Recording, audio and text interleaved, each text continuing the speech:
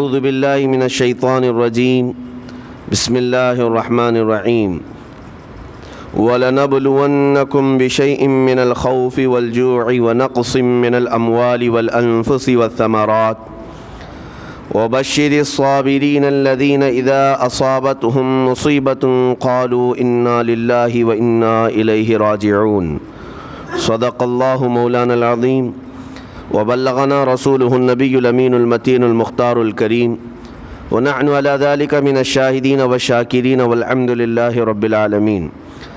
بارگاہ رسالت معاب صلی اللہ علیہ وسلم میں درود پاک کا ہدیہ پیش کریں۔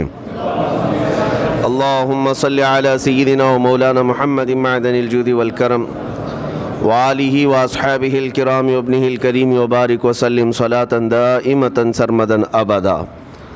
عزیزان گرامی وقار، قرآن عظیم میں اللہ رب العزت ارشاد فرماتا ہے، اور ہم ضرور تمہاری آزمائش کریں گے، تمہیں آزمائیں گے۔ کن چیزوں سے آزمائیں گے؟ تمہارا امتحان ہوگا۔ 4 چیزوں کا ذکر اس آیت میں آیا ہے۔ بِشَيْءٍ مِّنَ الْخَوْفِ، تمہیں ڈر دے کر کے کسی چیز کا، خوف سے تمہیں آزمایا جائے گا۔ والجوع، اور بھوک کے ذریعے سے آزمایا جائے گا۔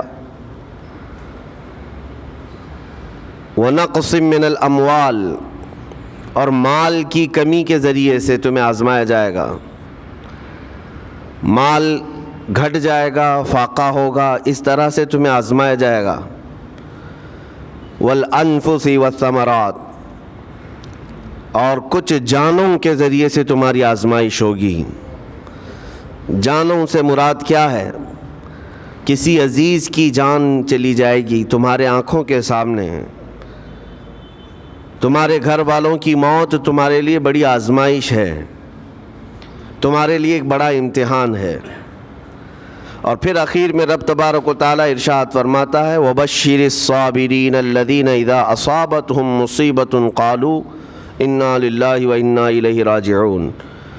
اے رسول، ان لوگوں کو بشارت دے دیں۔ کن لوگوں کو؟ ان لوگوں کو بشارت دے دیں جن کے پاس مصیبت آتی ہے تو یوں کہتے ہیں ہم اللہ ہی کے ہیں اور اللہ ہی کی طرف لوٹنے والے ہیں۔ مصیبتوں کے وقت جنہوں نے کہا انا للہ و انا الیہ راجعون، رب تعالیٰ فرماتا ہے رسول انہیں بشارت دے دیجیے۔ کس بات کی بشارت؟ کس بات کی خوشخبری؟ اولئک علیہم صلوات من ربہم ورحمہ واولئک هم المہتدون۔ اللہ فرماتا ہے یہ وہ لوگ ہیں جن پر ہمیشہ اللہ کی رحمتیں اترتی ہیں۔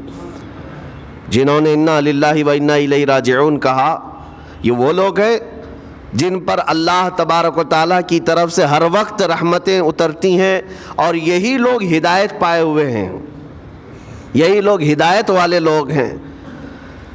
اس پوری آیت کے اعتبار سے اگر میں آپ کو بتاؤں تو پتہ یہ چلے گا، رزلٹ اس کا یہ ہے کہ مصیبتوں کے وقت صبر کرنا یہ ہدایت ہے۔ ہدایت، اگر آپ ہدایت پر ہیں یا نہیں یہ دیکھنے کے لیے مصیبتوں کے وقت ہی آپ کو دیکھا جائے گا۔ گھر میں کسی کا انتقال ہو جائے اور پھر دیکھا جائے گا کہ تمہاری زبان سے الفاظ کیا کیا نکلتے ہیں، تم شکایتیں کن کن باتوں کی کرتے ہو، پھر دیکھا جائے گا ہدایت پر ہو یا گمراہ ہو۔ ایک روایت میں یہ بھی ہے کہ جب کسی کے بچے کا یا کسی کے بھائی کا یا باپ کا انتقال ہوتا ہے گھر میں، تو جنازہ اٹھانے سے پہلے ہی وہاں ایک فرشتہ آتا ہے۔ وہ فرشتہ گھر والوں کا معائنہ کر رہا ہوتا ہے کہ کون کون کیا کیا کہہ رہا ہے۔ رب ذوالجلال ہر چیز کی خبر رکھتا ہے، لیکن فرشتوں کو اسباب بنایا گیا ہے اور گواہ بنانے کے لیے انہیں یہ ڈیوٹی دی جاتی ہے۔ ہر ایک کی زبان سے نکلے ہوئے الفاظ وہ سنتا ہے اور جا کر کے رب تعالیٰ کی بارگاہ میں عرض کرتا ہے۔ اللہ تعالیٰ پوچھتا ہے کہ میں نے فلاں کے گھر سے ایک جان لے لی، ان کا عزیز بیٹا چلا گیا، بھائی چلا گیا، ماں چلی گئی، وہ لوگ میرے بارے میں کیا کہہ رہے تھے؟ فرشتہ کہتا ہے اے رب ذوالجلال، ان لوگوں کے زبان پر شکر کے الفاظ تھے، وَإِنَّا لِلَّهِ وَإِنَّا إِلَيْهِ رَاجِعُونَ کہہ رہے تھے۔ اور وہ صبر کر رہے تھے. میں نے گھر والوں کے سب حالات دیکھے. اللہ تعالیٰ فرماتا ہے اے میرے فرشتے تو گواہ رہنا, میں نے ان سے جو چیز لیا ہے اس سے کئی گنا زیادہ نعمت انہیں عطا کروں گا, اس سے بہتر نسل انہیں دی جائے گی, اور ان کے غم آج جتنے ہیں اس سے کئی گنا زیادہ خوشیاں میں انہیں جنت کی عطا کروں گا جنہوں نے میری دی ہوئی مصیبت پر صبر کیا. اور کوئی گھر ایسا ہوگا جس گھر سے فرشتہ جا کر کہے گا کہ مولا اس گھر والے تو بے قابو تھے, جو منہ میں آیا بکے جا رہے تھے, وہ تو یوں کہہ رہے تھے کہ اللہ کو کیا ہمارا ہی گھر ملا, ہمارا ہی بچہ جانے کو تھا, ہمارے ہی گھر میں یہ آفت آنے کو تھی. اس طرح کے الفاظ وہ کہہ رہے تھے اور رب تبارک و تعالیٰ کو ظالم کہہ رہے تھے. اللہ تبارک و تعالیٰ اپنے جلال کا اظہار فرماتا ہے, ارشاد فرماتا ہے فرشتے کو اے فرشتے تو گواہ رہنا, انہوں نے میرے بارے میں جیسا گمان کیا اب میں ان کے ساتھ ویسا ہی سلوک کروں گا. اللہ تبارک و تعالیٰ کے ساتھ یہ گمان جس طرح بندہ کرے گا اللہ تعالیٰ اس کے ساتھ اسی طرح کا سلوک فرمائے گا. اس کو ارحم الراحمین ہی تصور کرو. ہمیشہ رب تبارک و تعالیٰ مہربان ہے اور مہربان ہی اس کی طرف گمان کرنا بھی چاہیے مومن کو. انشاءاللہ العزیز مہربانی ہوگی, اور بلکہ دلوں کا قرار اور سکون بھی رب تعالیٰ ہی عطا کرتا ہے. اے میرے عزیزو, یہ تمہیدی باتوں کے بعد میں اب عرض کرنا چاہتا ہوں. محرم الحرام کے مہینے میں کربلا کے واقعات سنتے ہی رہتے ہیں. میرے عزیزو, ہم بچپن سے لے کر اب تک ہر سال کربلا میں ہونے والے عظیم حادثے کو سنتے بھی آ رہے ہیں. 14 صدیوں گزر جانے کے بعد بھی اس واقعے کو یاد کرتے ہیں تو آنکھیں بھیگ جاتی ہیں. اس میدان میں, وہاں کے ریگزاروں میں رسول کریم صلی اللہ تعالیٰ علیہ وسلم کے اہل بیت کا جو امتحان تھا وہ کتنا سخت تھا, کتنا کٹھن تھا. کسی ایک کے ساتھ کوئی معاملہ ہو جائے تو سمجھ میں آئے. امام عالی مقام سید الشہداء امام حسین رضی اللہ تعالیٰ عنہ کو کتنا بڑا امتحان دینا پڑا ہوگا. ایک نہیں, اپنے خاندان کی 29 لاشیں انہوں نے اٹھائی ایک دن کے اندر, اپنے خاندان کی. پھر دوسرے ان کے اصحاب اور رسول اللہ کے صحابہ بھی اس میں موجود ہیں, اور دوسروں کے بچے بھی اس میں موجود ہیں. کل ملا کر 72 لوگوں کی وہاں پر جانیں گئی ہیں, شہادت کا جام انہوں نے نوش کیا ہے. لیکن ہر گھڑی امام حسین ہر موت کو دیکھتے رہے. آج کبھی تصور کرنا, ہمارے گھر میں کسی ایک فرد کا انتقال ہو جائے تو گھر پورا عجیب سا ہو جاتا ہے, پورے گھر کا سکون غارت ختم ہو جاتا ہے. ہم میں سے کوئی کھانا پینا نہیں چاہتا ہمارے باپ کا انتقال ہو, یا بیٹے کا انتقال ہو, یا بھائی یا ماں کا انتقال ہو. لیکن امام حسین کی وہ بات مجھے یاد آتی ہے جب اپنے جوان بیٹے علی اکبر کی لاش پر گھوڑے دوڑتے ہوئے بھی دیکھ رہے تھے. اپنے سگے بھتیجے امام قاسم کا سر الگ کر دیا تھا یزیدیوں نے, اور اس سر کو اپنی گود میں رکھ کر کے بیٹھے ہوئے تھے. اپنے سگے بھائی حضرت عباس علمبردار کے, ان کے آنکھوں کے سامنے دونوں ہاتھ کاٹے گئے تھے, اور حضرت عباس کے سینے میں نیزہ مار کر کے انہیں گرایا گیا تھا. اتنا ہی نہیں میرے عزیزو, امام حسین اس خونی منظر کو اپنی آنکھوں سے دیکھیں جب 6 ماہ کے علی اصغر کو لے کر پانی طلب کرنے گئے تھے تو یزیدیوں نے گلے پر تیر ایسا لگایا تھا کہ خون کا فوارہ مولا حسین کے چہرے پر آ کر لگ گیا.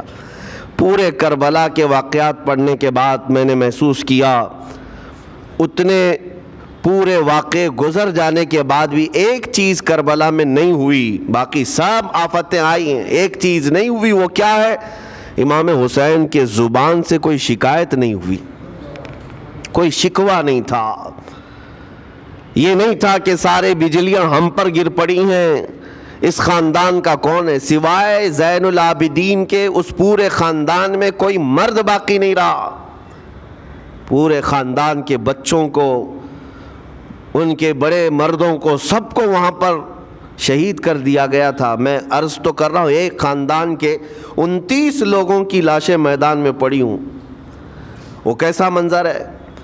ایک تو میں امام حسین کے صبر کو دیکھتا ہوں. اللہ تعالیٰ نے فرمایا آیت کریمہ میں کہ ہم تمہیں آزمائیں گے, آزمائش کریں گے کچھ جانیں لے کر کے, لیکن میں سمجھتا ہوں اتنی بڑی آزمائش کہ ایک ہی دن میں ایک ہی خاندان سے 29 لوگوں کی جانیں گئی ہو, اس سے بڑی آزمائش ہوگی؟ یہ کتنی بڑی آزمائش ہے اور کتنا بڑا امتحان ہے. اب یہ بھی میں آپ کو بتا دوں کہ کس کے ساتھ کیسی آزمائش ہوتی ہے, کس کے ساتھ کیسا امتحان ہوتا ہے. آپ کو سردی بخار دے کر کے آزمایا جاتا ہے, کسی اور کو کچھ اور بیماریاں دے کر, یا کسی اور کو کسی اور مصیبت کے ذریعے سے. لیکن یہ آزمائش کی جو کیٹیگری ہے وہ کیسے طے ہوتی ہے پتہ ہوں؟ میرے آقا صلی اللہ تعالیٰ علیہ وسلم نے فرمایا جس کا ایمان جتنا بلند ہوگا ویسی ہی آزمائش آئے گی. یہ کربلا کے امتحانات سے یہ بات تو ثابت ہوتی ہے کہ امام حسین کے ایمان کا درجہ کیا رہا ہوگا, ان کے ایمان کا مقام کیا رہا ہوگا. اس ایمان کی بلندی کے اعتبار سے ان پر آزمائش آئی. اسی لیے تو بزرگوں نے فرمایا کہ ہم میں سے کوئی بھی امام حسین کے صبر کو نہیں پہنچ سکتا.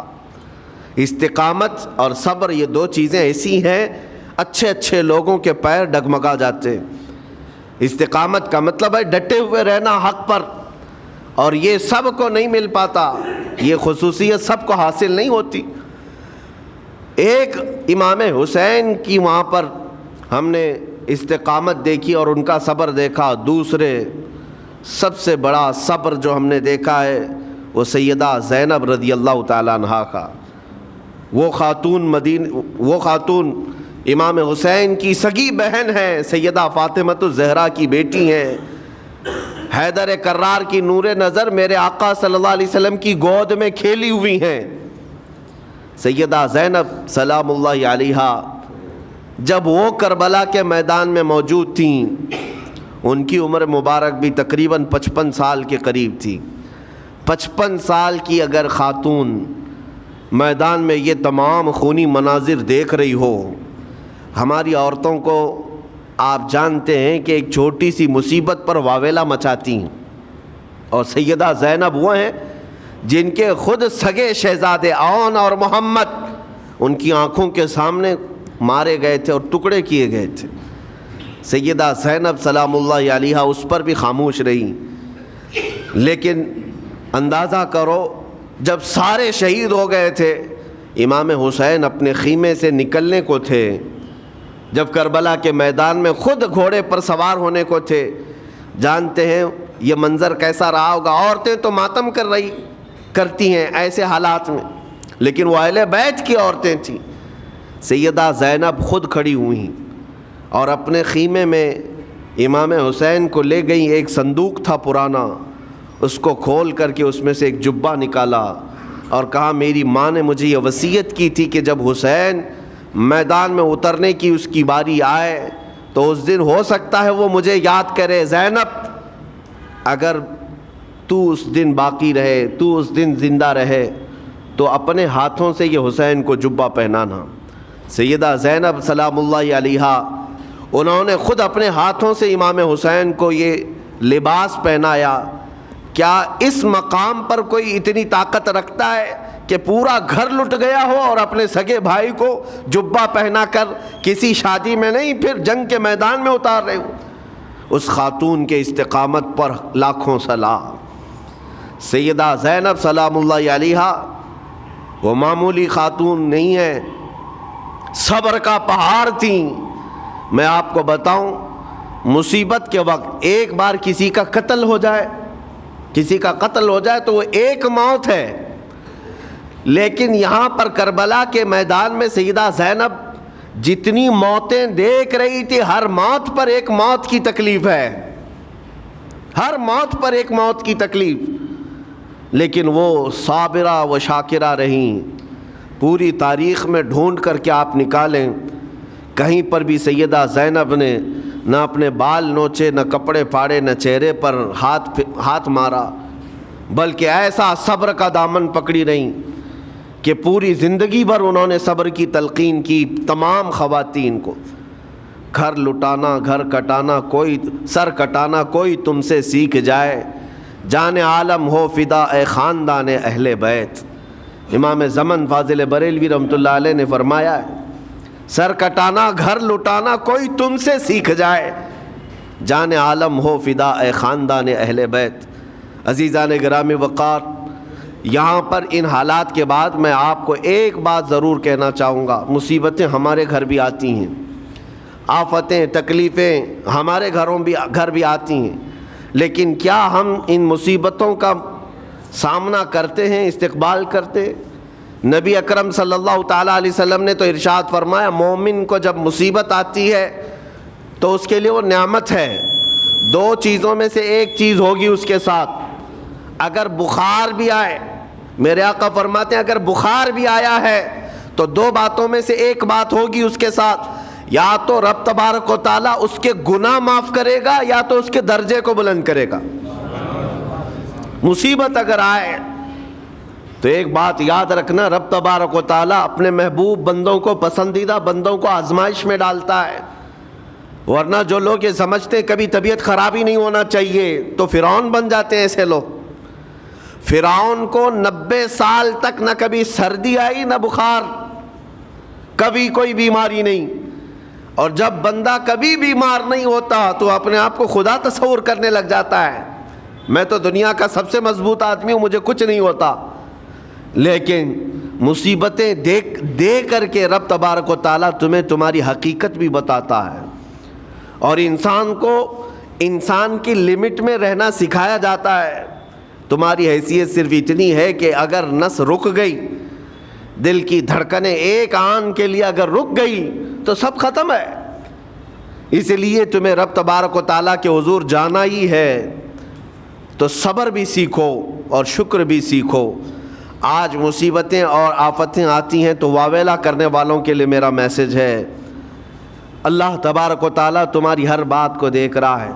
تمہارے چیخنے سے، چلانے سے، تمہاری شکایت کرنے سے گئے ہوئے آدمی کی جان واپس تو نہیں آنی ہے۔ تمہارا عزیز ترین بھائی مر گیا، تم جس سے سب سے زیادہ پیار کرتے تھے وہ بیٹا انتقال کر گیا، مجھے بتاؤ تم 10 لوگوں میں چیخو گے، چلاؤ گے، رب تعالیٰ کے حضور بری بری باتیں بھی کرو گے تو کیا وہ گئی ہوئی جان واپس آ سکتی ہے؟ میرے عزیزو، یہ وہ حکومت نہیں ہے کہ تمہارا احتجاج کرنے پر قانون واپس لے لیا جائے۔ تمہارے سب مل کر کے پروٹیسٹ کرنے سے حکومتیں اپنے فیصلے واپس لے سکتی ہیں، لیکن وہ رب ذوالجلال شہنشاہ اعظم کا قانون ہے۔ وہاں نبیوں کی بھی جو روح لی گئی،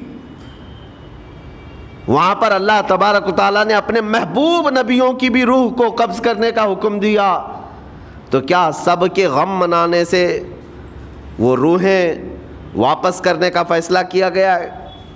نہیں میرے عزیزو، اس عالم میں، اس کائنات میں پھر کوئی ہمارے رونے چیخنے چلانے سے واپس نہیں آتا۔ ہاں، غم کرنا اپنی جگہ پر ہے، لیکن غم کا شرعی طریقہ کیا ہے؟ میرے آقا صلی اللہ تعالیٰ علیہ وسلم نے بھی غم فرمایا۔ آپ کے عزیز بیٹے سیدنا ابراہیم جب انتقال کر گئے، میرے آقا کی آنکھوں میں آنسو تھے۔ حضور پاک صلی اللہ تعالیٰ علیہ وسلم کی آنکھوں کے سامنے سیدہ خدیجۃ الکبریٰ کا انتقال ہوا، حضور غمگین تھے۔ لیکن غم کا مطلب کبھی یہ نہیں ہوتا کہ اللہ کی بارگاہ میں شکایت کریں، تو نے میرے ساتھ ایسا کیوں کیا؟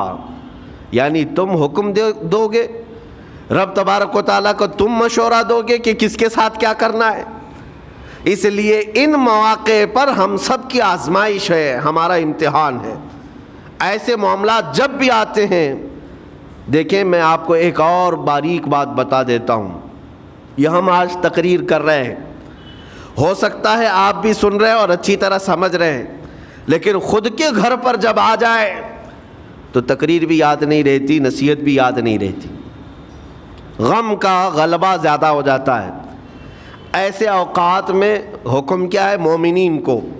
میرے گھر پر، میں جانتا ہوں شکایت نہیں کرنا چاہیے، میں جانتا ہوں غموں کے وقت صبر کرنا چاہیے، پھر بھی اگر میرے گھر میں آ گئی مصیبت تو مومنین کے لیے حکم یہ ہے کہ تم نے اب تک جو سنا تھا حدیثیں وغیرہ اس کو یاد دلاؤ، یعنی مجھے یاد دلاؤ۔ یہ مت سوچو کہ مولانا صاحب ہیں، مفتی صاحب ہیں، امام صاحب ہیں، ان کو تو سب معلوم ہوگا۔ غم کا غلبہ جب آ جاتا ہے تو اچھے اچھوں کو یاد نہیں رہتا۔ مومنین کو کہا گیا ہے کہ وہ یاد دہانی کریں، جائیں غموں کے وقت ان کی حالت دریافت کریں اور انہیں صبر کی تلقین کریں۔ ہر ایک کے لیے ضروری ہے، یہ سوچ کر کے پیچھے نہیں ہٹا جائے گا کہ یہ تو بہت جانکار لوگ ہیں، یہ بہت پڑھے لکھے لوگ ہیں، ان کو تو سب پتہ ہے۔ نہیں، بلکہ حکم یہ ہے کہ جس کے ساتھ بھی مصیبت آئے، مومنین، دوسرے مومنین، اسے صبر کی تلقین کریں، اسے جا کر کے حوصلہ دیں اور اسے تسلی دیں۔ اب میں آتا ہوں ان باتوں کی طرف جو لوگ مصیبتوں کو برا سمجھتے ہیں۔ ایک صحابی تھے، ان کی شادی ہو گئی ایک صحابیہ سے، نکاح ہوا تھا مدینے میں، سال بھر خوشحالی سے گزرتے رہے، بہت اچھے دن گزرے۔ سال ختم ہونے کو تھا کہ خاتون جو ہے لڑائی کرنا شروع کر دیتی، کہتی مجھے تمہارے ساتھ رہنا نہیں، مجھے طلاق چاہیے، ڈائریکٹ طلاق۔ تو صحابی نے کہا ہوا کیا؟ وہ صحابیہ کہتی تھی نہیں مجھے تمہارے ساتھ رہنا نہیں۔ اس صحابی نے کہا ٹھیک ہے، اگر ایسا ہی ہے تو حضور پاک صلی اللہ علیہ وسلم کے پاس چلتے ہیں، وہاں جا کر فیصلہ کرا لیں گے۔ تو وہ صحابیہ مان گئیں، کہا چلو چلتے ہیں۔ تو دونوں چلے جا رہے تھے اپنے گھر سے، حضور پاک صلی اللہ علیہ وسلم کے دربار میں فیصلہ کروانا ہے۔ چلتے وقت راستے میں ایک پتھر سے ٹھوکر لگ گئی اس صحابی کو، اور اتنی تیز ٹھوکر لگی کہ ان کا ناخن اکھڑ گیا۔ اب وہ ان کی خاتون جو بیوی صحابیاں ہیں، وہ فوراً اپنے دوپٹے کا کپڑا پھاڑ کر کے انگلی کو باندھتی ہیں اور خون روکتی ہیں، اور اس کے بعد کہتی ہے چلو واپس گھر چلتے ہیں۔ گھر واپس آنے کے بعد وہ کہتی مجھے طلاق نہیں چاہیے، ساتھ میں رہوں گی۔ کہا عورتوں کا موڈ، عورتوں کا اس طرح کا فیصلہ، کیا بات ہے؟ وہ صحابیہ کہتی ہے میں نے سنا ہے کہ جب کبھی کوئی بندہ بیمار نہیں ہوتا تو اللہ اسے پسند نہیں کرتا۔ میں نے جب سے تم سے شادی کی ہے، سال بھر ہو گئے، ایک بار بھی تم کو بیمار ہوتے نہیں دیکھا۔ مجھے ایسا لگنے لگا کہ کہیں تم اللہ کے ناپسندیدہ بندے تو نہیں ہو، اس لیے میں تمہارے ساتھ نہیں رہنا چاہتی تھی۔ اب جب راستے میں ٹھوکر لگ کر ناخن اکھڑ گیا تو مجھے احساس ہوا کہ اللہ تجھے بھی پسند کرتا، میں تیرے ساتھ رہنے کو تیار ہوں۔ وہ صحابیہ تھیں۔ میرے عزیزو، اس کا مطلب یہ نہیں کہ ہم آپس میں ایک دوسرے کے بیمار ہونے کی انتظار میں رہیں۔ شوہر یہ سوچے کہ میری بیوی بیمار کیوں نہیں ہوتی، اور بیوی یہ سوچتی رہے کہ میرا شوہر بیمار کب ہوگا۔ وہ توکل کا اعلیٰ درجہ ہے۔ انتظار اور تمنا مت کرو بیمار ہونے کا، بلکہ بیماری آ جائے تو اللہ کا شکر ادا کرو، آ جائے تو صبر کرو۔ عزیزان گرامی وقار، ہم آج امام حسین اور ان کے رفقائے گرامی رضوان اللہ علیہم اجمعین کو یاد کرتے ہیں تو صرف رونے کے لیے نہیں یا صرف غم منانے کے لیے نہیں، بلکہ داستان کربلا سنانے کا ایک عظیم مقصد یہ ہوتا ہے کہ نوجوانوں کے اندر، بلکہ بوڑھے اور بچوں کے اندر بھی ایمانی جذبہ ایسا آ جائے کہ وہ ہر مصیبت پر ڈٹ کر کھڑے ہو سکیں، ہر یزیدی کا مقابلہ کر سکیں۔ ایک تو اس کا میسج یہ ہے، اور دوسرا میسج یہ ہے کہ چاہے جیسی بھی مصیبتیں آئیں، ایمان کے ساتھ رہنا ہے، صبر اور شکر کو ہرگز نہیں چھوڑنا ہے۔ مصیبتیں ہمارے پاس اب اتنی بڑی تو نہیں آتی کہ ایک خاندان کے ہی اتنے لوگوں کو کاٹ دیا جائے، ایسی مصیبتیں تو نہیں آئی۔ اب جو کچھ بھی آتی ہیں ہمارے ساتھ، وہ مال کی کمی کی، کبھی دکان میں دھندا نہیں چلتا، کبھی بچے کسی کو نہیں ہو رہے ہیں، یا پھر گھر میں کوئی بیمار ہے، کوئی مستقل بیماری آ گئی ہے، یہی تو مصیبتیں ہیں۔ مومن کے لیے یہ قید خانہ ہے، زیادہ آسائش اور آرام کی فکر نہ کرو۔ یہ دنیا مومن کے لیے قید خانہ ہے۔ اسی لیے شاعر نے کیا خوب کہا، جب کسی کا انتقال ہوتا ہے، ایک سچے مومن کا انتقال ہوتا ہے، تو لوگ کہتے فلاں مر گیا، فلاں مر گیا، تو ایک شاعر نے بہت اچھے انداز سے کہا ہے کہ کون کہتا ہے کہ مومن مر گیا؟ جو سچا مومن ہے اس کے لیے کہہ رہا ہوں. وہ شاعر نے کہا کون کہتا ہے کہ مومن مر گیا، قید سے چھوٹا وہ اپنے گھر گیا. حقیقت تو یہ، قید سے چھوٹا وہ اپنے گھر گیا.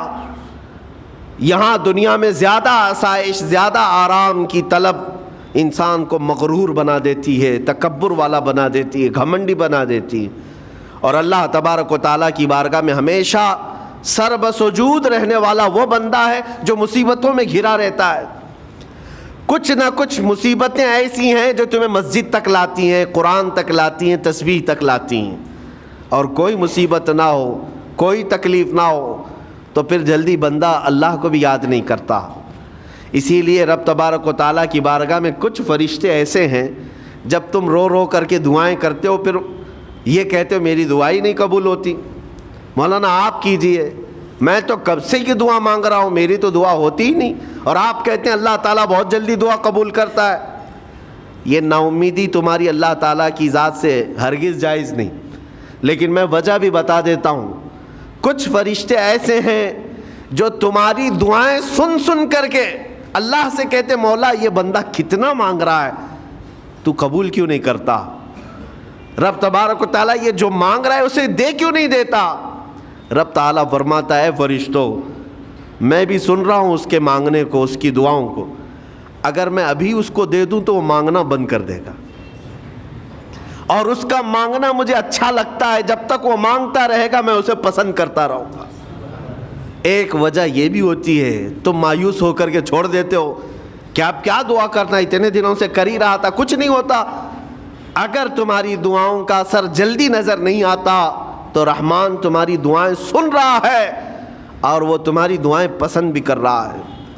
میرے عزیزو، یہ تمام حالات میں آپ اللہ تبارک و تعالیٰ کی بارگاہ میں کثرت سے دعا ہی کریں اور مانگا ہی کریں جب مصیبتیں آئیں. آج کے حالات بھی ہماری آزمائش کے حالات ہیں. آج کا جو دور ہے وہ بھی ایک یزیدی دور ہے. یہاں پر جگہ جگہ جو مسلمانوں کے ساتھ حالات ہیں یہ ہمارے لیے آزمائش کا دور ہے، بہت بڑا امتحان چل رہا ہے. ان حالات میں مسلمانوں کو چاہیے وہ اپنے ایمان کے ساتھ ڈٹے رہیں، استقامت. مولا حسین کے سبق کو پڑھیں. اس وقت تو ان کی گردنوں پر تلواریں تھیں، ان کے بچوں کے سینے چھدے ہوئے تھے تیروں سے، لیکن وہ ڈٹے ہوئے تھے میرے مصطفیٰ کی شریعت پر. آج ابھی تمہارے سینوں پر بندوق کی گولیاں نہیں لگائی گئیں، ابھی تمہارے اوپر اتنی بڑی مصیبتیں نہیں آئیں، لیکن میں پھر بھی دیکھتا ہوں نوجوانوں کو کہ کوئی مصیبت نہ آنے کے باوجود بھی تم اسلام کے ساتھ کھلواڑ کر رہے ہو. میرے آقا کی سنتوں کو پیٹ پیچھے پھینک کر کے تم تو بازاروں کی زینت بننا پسند کرتے ہو. اکثر لوگوں کو ہم نے دیکھا آج مجرے کرنے والوں کی کثرت یہ ہمارے نوجوان بچوں کی ہے. یہ اپنے جسموں کی نمائش کرنا اس کو فیشن سمجھتے. نہیں میرے عزیزو، امت مصطفیٰ اور وہ بھی امام حسن اور امام حسین کے غلام اس مردار دنیا پر کبھی بھی اپنی حکومت نہیں چاہتے. اس مردار دنیا کے وہ کبھی خواہش مند نہیں ہوتے. لیکن جن نوجوانوں کو آج ہم ان خواہشات کی پیروی کرتے ہوئے دیکھ رہے، افسوس ہوتا ہے، افسوس ہوتا ہے. آج کے حالات میں تم بھی سنبھل جاؤ، کیونکہ ایک بہت بڑی جنریشن تمہارے پیچھے ہے اور وہ تمہیں دیکھ کر کے نقل کرے گی. اگر آج تمہارا راستہ بگڑ گیا تو یہ جو چھوٹے بچے ہیں وہ بگڑے ہوئے راستے کو ہی اسلام سمجھنے لگ جائیں گے، وہ اسی بگڑے ہوئے راستے کو ہی صحیح راستہ سمجھ بیٹھیں گے. اسی لیے آج نوجوانوں کی کثرت میرے آقا صلی اللہ تعالیٰ علیہ وسلم کے عاشقوں کی ہونا چاہیے. اور ان سخت ترین حالات کا مقابلہ باڈی بلڈر نہیں کر سکتا. میں آپ کو بتا دوں، ان ظالم یزیدیوں کا مقابلہ کاجو بادام کھانے والا نہیں کر سکتا. ہاں، ان حالات کا مقابلہ کرنے کے لیے جسمانی طاقت کی ضرورت نہیں. ان بڑے سے بڑے سخت ترین حالات کا مقابلہ وہ نوجوان کر سکتا ہے جس کے سینے میں عشق مصطفیٰ ہو، مولا حسین کے نقش قدم پر چلنے کا عزم رکھتا ہو، پھر چاہے وہ لاغر ہی کیوں نہ ہو، نحیف و ناتما ہی کیوں نہ ہو، کمزور ہی کیوں نہ ہو. لیکن ہم نے دیکھا ہے تاریخ میں کمزور بھی ہے، اگر جسمانی اعتبار سے عشق رسول کی دولت سینے پر رکھتا ہے تو دنیا میں وہ کھلبلی مچا دیتا ہے، اور کفار و مشرکین کے خیموں میں اس کی ہیبت طاری رہتی۔ ہم نے اور تاریخ پڑھی ہے۔ آخری بات عرض کرتا ہوں، امام اہل سنت فاضل بریلوی امام احمد رضا خان نور اللہ مرقدہ، اعلیٰ حضرت کو کون نہیں جانتا آج کے زمانے میں؟ ذرا ان کی سیرت اٹھا کر کے پڑھنا، اور پھر یہ بھی دیکھنا کہ جسمانی طاقت ان کی کیسی تھی، جسمانی ساخت کیا وہ چلتے تو لہیم شہیم تھے، اونچے چوڑے اور سینہ بھرا ہوا کہ لوگ صرف جسم کو دیکھ کر کے ڈر جائیں؟ نہیں، اعلیٰ حضرت فاضل بریلوی رضی اللہ تعالیٰ عنہ اس طرح جسمانی بہت اونچی چوڑی صلاحیت کے نہیں تھے، بلکہ بہت ہی ہلکا جسم رکھتے تھے، ہلکا جسم، دبلے پتلے تھے، لیکن جب اپنے حجرے میں بیٹھ کر کے قلم چلاتے تھے تو دنیا کے کونے کونوں میں ان کی گونج ہوتی تھی، اور بڑے بڑے قلعوں میں جو ہے زلزلہ آ جاتا تھا۔ اور سرکار غوث پاک رضی اللہ تعالیٰ عنہ کو کون نہیں جانتا؟ غوث پاک کا حال تو یہ تھا، جسمانی اعتبار سے آپ کی گردن کی ہڈیاں بھی دکھتی تھیں، اتنے دبلے تھے، اور کثرت عبادت کی وجہ سے، کثرت مجاہدات کی وجہ سے آپ کا جسم بہت ہی کمزور تھا۔ بلکہ ایک وقت کا واقعہ بھی ہے کہ آپ چلتے چلتے غش کھا کر گر گئے، چکر آ کر گر گئے۔ جسمانی اعتبار سے اکثر تو آپ پتے کھا کر کے رہے، کھانا بھی نہیں کھایا 40 سال تک، تو جسمانی اعتبار سے کمزور ہونا کوئی معنی نہیں رکھتا۔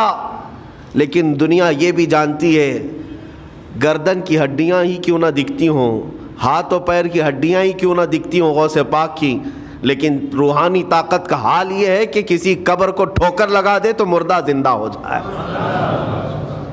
اس طاقت کو میں آج آپ کے سامنے کہنے کی بات کر رہا ہوں، عشق مصطفیٰ سینے میں ہو اور سچی عقیدت و محبت حسنین کریمین سے رکھتا ہو، اور پھر اپنے طریقے بدل لے تو بڑے جسم اور ڈیل ڈول بنانے کی ضرورت بھی نہیں آئے گی۔ مولا کریم تمہارا رعب خود ہی دشمنوں کے دلوں پر ڈالتا ہے۔